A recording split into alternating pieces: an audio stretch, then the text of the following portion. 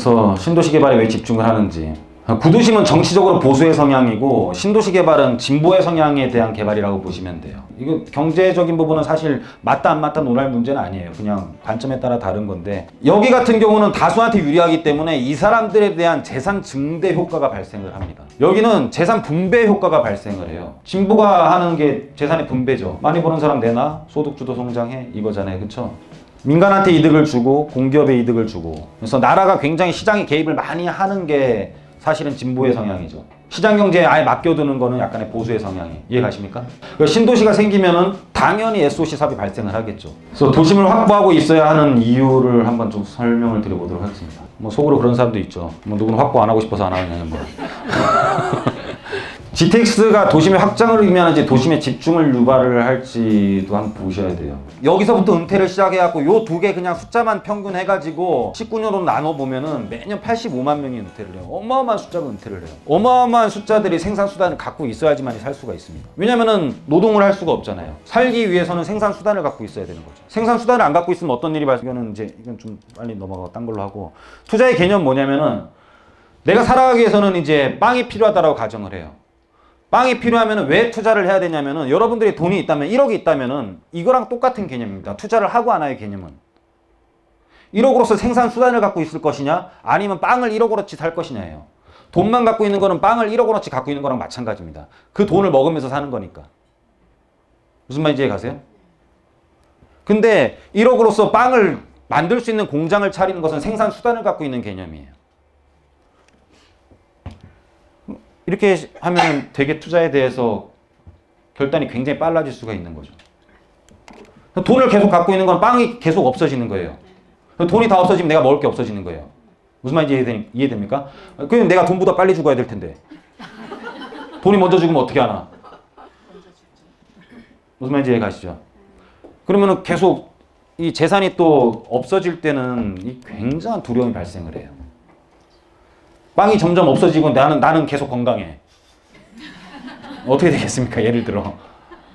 굉장히 불안해지겠죠. 그쵸? 그래서 생산수단을 여러분들이 잘 생각을 해갖고 어떤 거를 투자를 하고 내가 살아갈 건지를 잘 생각을 해보셔야 됩니다. 무슨 말인지 이해가십니까? 참 바뀌어가지고 이걸 보면 젊은 기간에는 이제 저축하고 청약 뭐 해야 되겠죠. 이제 열심히 일을 하고. 그래서 지금같이 뭐 3기 신도시라든지 분양가 상한제에 대한 부분들이 있을 때 한번 노려볼 만합니다. 그리고 40대 50대부터는 걱정 분명히 해야 됩니다.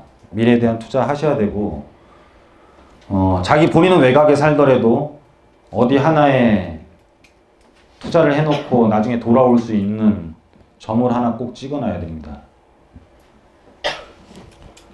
앵커를 박는다고 하죠. 이렇게 배가 이렇게 딱 중심을 잡을 수 있게 앵커를 박는 것처럼 본인도 하나에 대한 움직이지 않는 점 하나를 꼭 찍어 놓으셔야지만 다시 돌아올 수가 있습니다. 다시 못 돌아오면 신도시만 돌아다녀요. 본인이. 못 돌아오니까 신도시 생길 때마다 새 집으로 또 신도시 이사 가야 되나? 또 신도시 이사 가야 되면서 거의 외곽순환도로 한 바퀴를 자기가 이렇게 다 도는 경우가 막 발생을 해요. 그래서 이제 연세가 많은 분들은 본인이 즐거워야 됩니다. 본인이 일단 무조건 투자의 목적과 뭐 삶의 어떤 목적들 이런 것들은 즐거움부터 시작을 해야 됩니다. 즐거움. 본인이 즐겁지 않은 투자는 하실 필요가 없어요. 그래서 아무리 나중에 수익이 발생을 하면 뭐하냐. 네? 만약에 뭐 70세, 80세인데 투자를 했어요.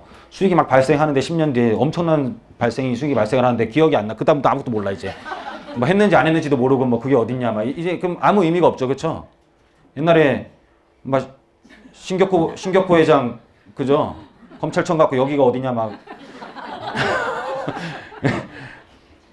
아무 의미가 없다라는 거예요. 무슨 말인지 이해 가십니까? 예, 그런 것처럼 현재는 여기서는 이제 돈을 많이 벌어야 되는 시기지만은 여기서부터는 이제 후회한 날이 더 많은 사람들이거든요. 앞으로 여기는 후회한 날이 지금은 적고 여기는 후회한 날들이 더 많은 분들이기 때문에 이제 더 이상 후회를 하면 안 되시는 분들이에요.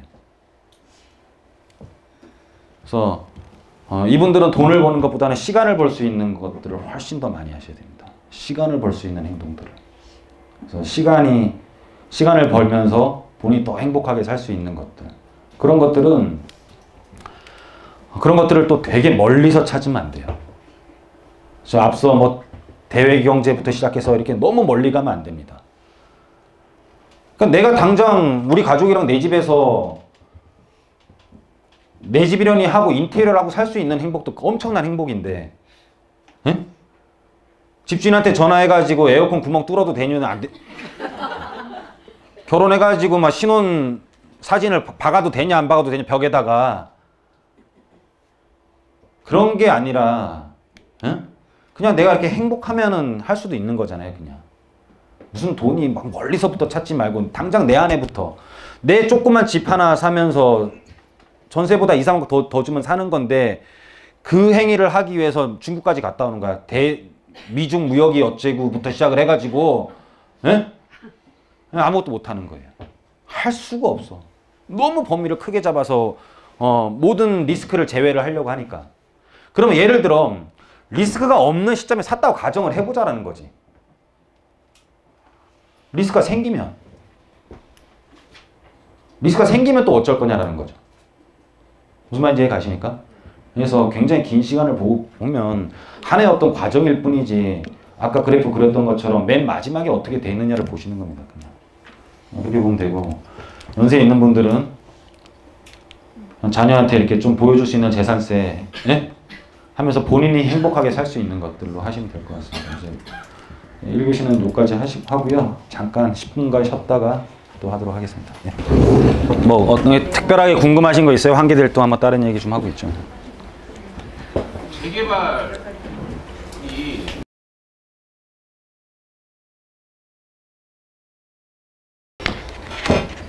재개발이 좀 서민들 투자하기엔 더 좋아요. 왜냐면 재건축은 이제 구조상 한꺼번에 돈을 되게 많이 넣어놓고 나중에 추가 분담을 조금 내는 구조잖아요. 예를 들어 이만큼 내놓고 아파트 가격은 이제 이렇게 있고, 이제 재건축은 매입 금액이 이만큼이고 추가 부담금이 이만큼이라고 가정을 해요. 근데 재개발은 매입 금액은 요만큼이고 추가 부담금이 이만큼이야. 그러면 내가 갖고 있는 상태에서 추가 부담금을 둘 다 안 한 상태에서 아파트 금액이 이제 이거는 예상 추가 부담금이라고 가정을 하고, 예상 추가 부담금, 예상 추가 부담금이라고 가정을 하고, 뭐 경기가 좋아져 가지고 나는 여기에 대한 소유권을 갖고 있는데, 둘 다 갖고 있는데 경기가 좋아져서 아파트 값이 옆에 있는 아파트 값은 요만큼이었다 가정을 해요. 옆에 있는 값이 요만큼이 올랐어. 그러면 얘도 이만큼 올라가는 거야. 조합원에 대한 프리미엄이. 내가 적은 걸 갖고 있어도 요만큼 올라가는 거예요. 무슨 말인지 이해 가세요? 그래서 점을 찍어놔야 올라가는 거에 대한 해치를 할 수 있다라는 거예요. 아파트가 올라가는 거에 대한 해치를 할 수 있어야, 근데 소유권을 갖고 있어야 해치를 하는데 그게 아니면은 이만큼 올라가는 것만큼의 내가 소득 수준이 돼야 된다라는 거지. 이제 이해 가세요? 무슨 말인지? 네. 이해해도 원래 행동을 못해요. 그쵸? 내가 여태껏 이렇게 살았는데 뭘 바뀌어 또. 네. 그래서 들을만 하세요? 네. 다음부터는 좀 이렇게 많이들 널리 알려주십시오. 그냥.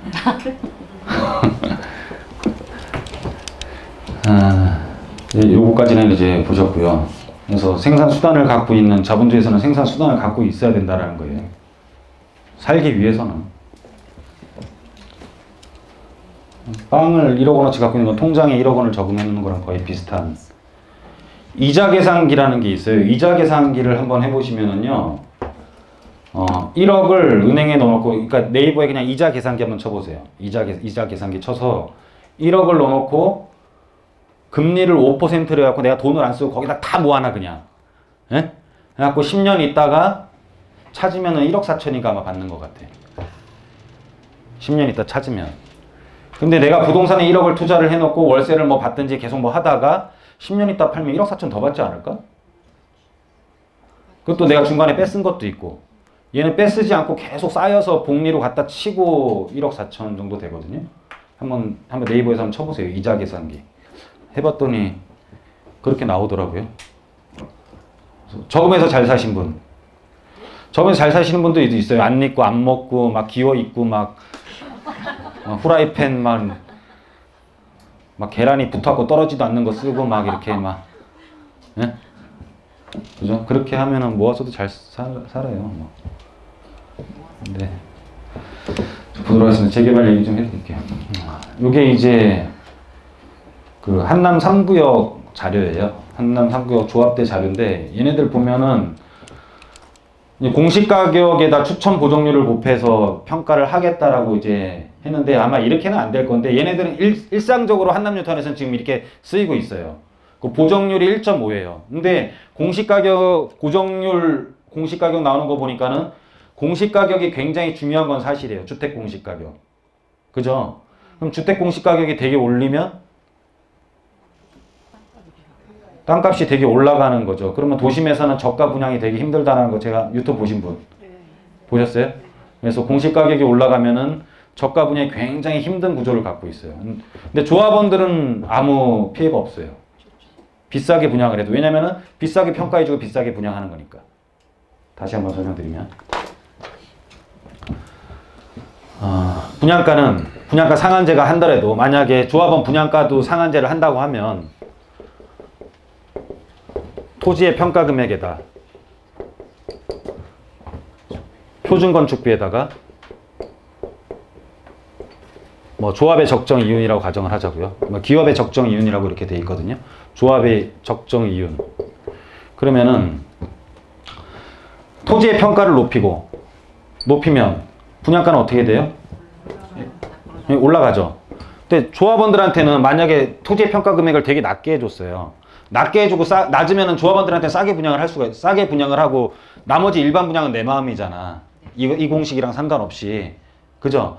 조합원들한테는 싸게 분양을 하고, 싸게 주면 조합원들한테 똑같은 거고, 비싸게 주고 비싸게 분양해도 조합원은 똑같아 항상. 근데 결국은 일반 분양만 비싸지는 꼴이에요. 그러면은 오히려 공시가격이 올라가고 하면은요, 조합원들은 더 이득을 보는 구조야. 왜냐면 더 비싸게 팔 수 있는 근거가 됐으니까. 나머지 주택에 대해서는 더 비싸게 팔잖아.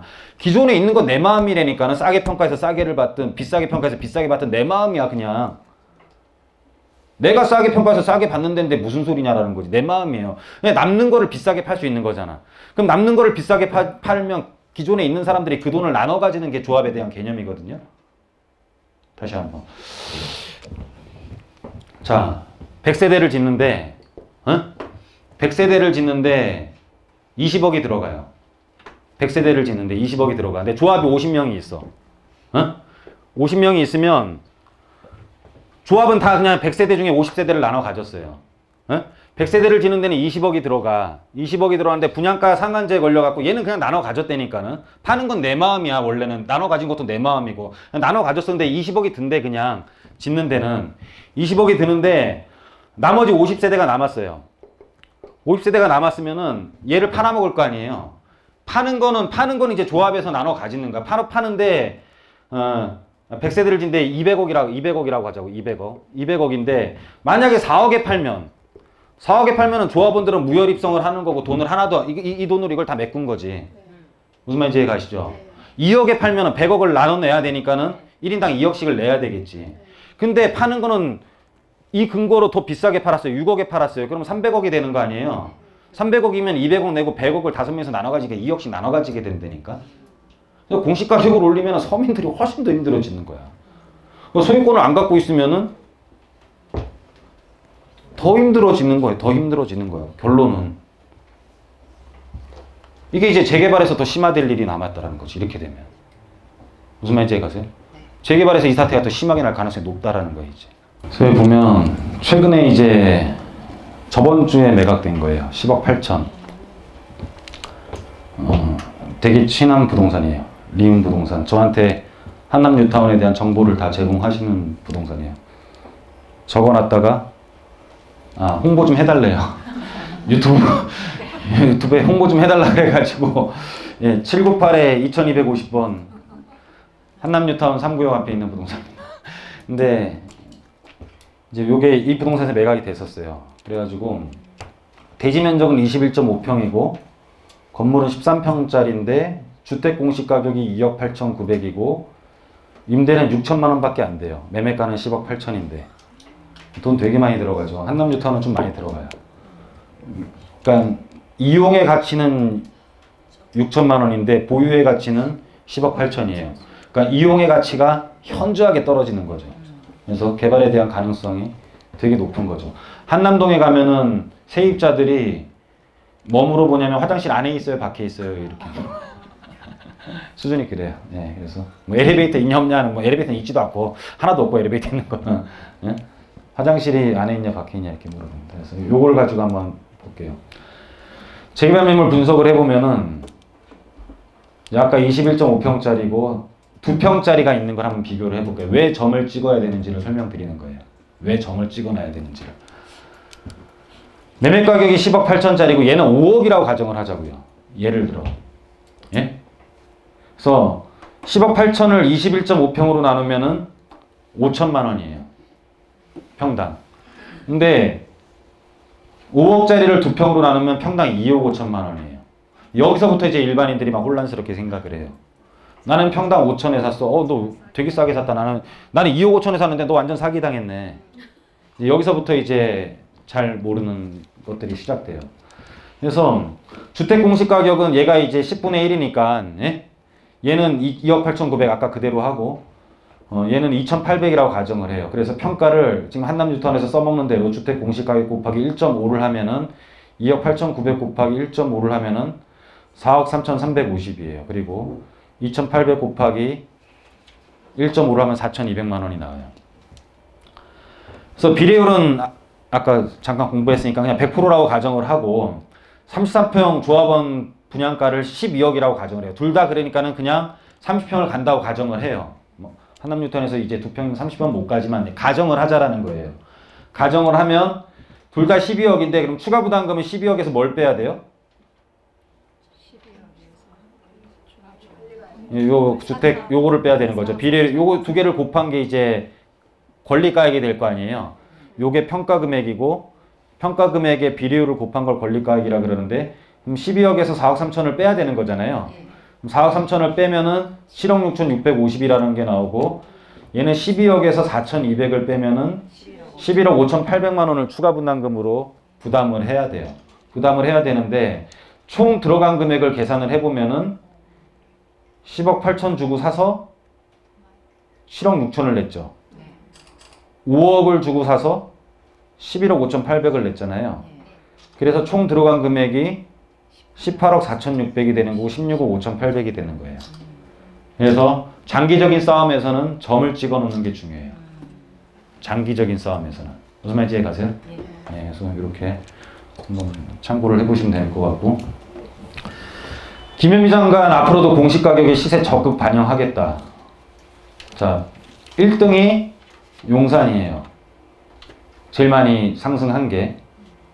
그리고 2등이 강남, 서울, 마포구, 서초구, 성동구 싹쓸이 했어요. 그죠? 우리가 관심이 있던 지역들은 다 올랐죠. 그쵸? 근데 이게 변할까요? 이게 아마 관성이라는 게 존재를 해가지고 얘가 갑자기 이 서열에서 빠지는 경우는 굉장히 드물 것 같아요. 주택 공시가격 상승률도 그렇고 매매가 상승도 그렇고 얘가 여기서 빠져나가는 거는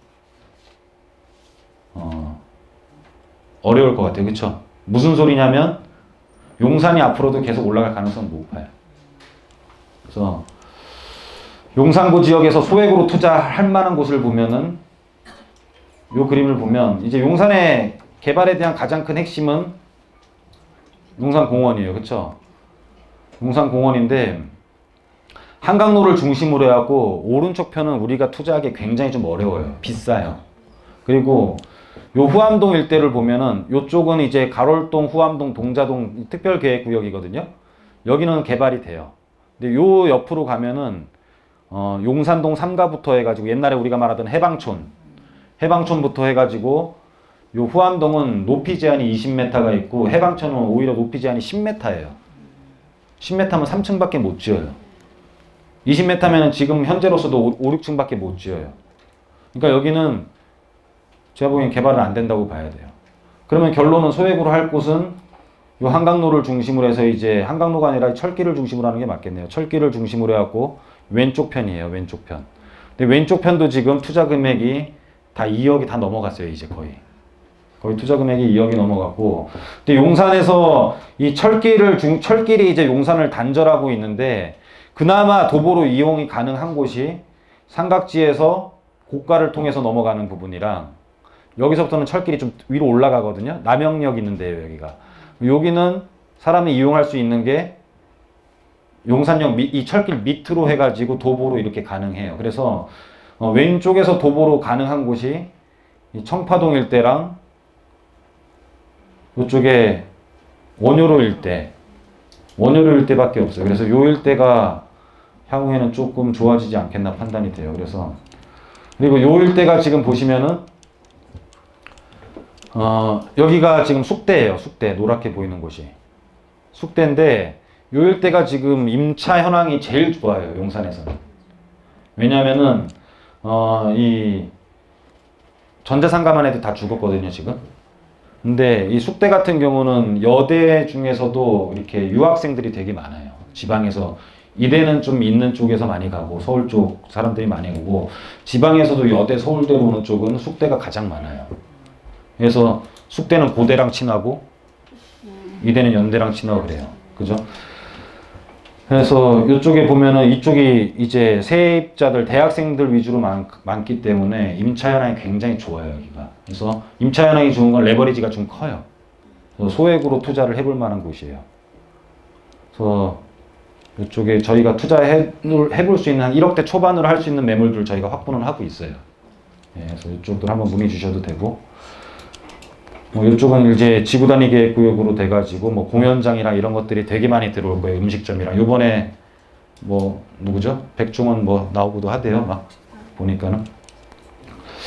그래서 요걸 마지막으로 보고 빨리 끝내도록 하겠습니다. 여러분들 지금 어떤 생각들을 갖고 있는지 갈등에서 벗어나자라는 게 오늘 이제 주제였는데 2018년 초가격으로 가면은 사지 않겠느냐. 근데 가도 지금 못 사고 있잖아요. 그쵸? 2018년 초만 하더라도 이런 기사들이 나왔어요. 이 기사를 그대로 링크를 해보면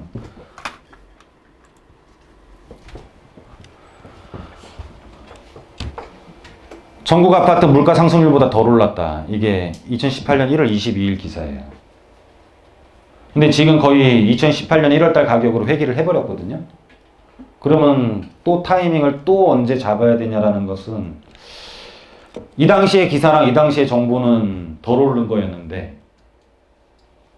이 당시의 가격으로 갔다면 잡아야 되지 않겠냐라고 저는 판단이 되겠죠. 그쵸? 여러분들도 좀 결정을 좀 심플하게 하시는 게 좋을 것 같아요. 그래서 투자를 하실 분들이랑 이런 분들은 저희한테 문의를 주시면 될 것 같고요.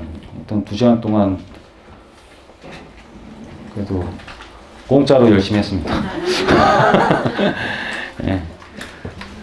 투자 문의 있으신 분들은 좀 남겨주셔도 되고 이렇게 용산 투자 관심 있는 분들은 의뢰를 하셔도 돼요. 자, 계속 유튜브 시청 잘 해주시고 많이 널리 알려주시고 오늘 강의는 여기서 마치도록 하겠습니다.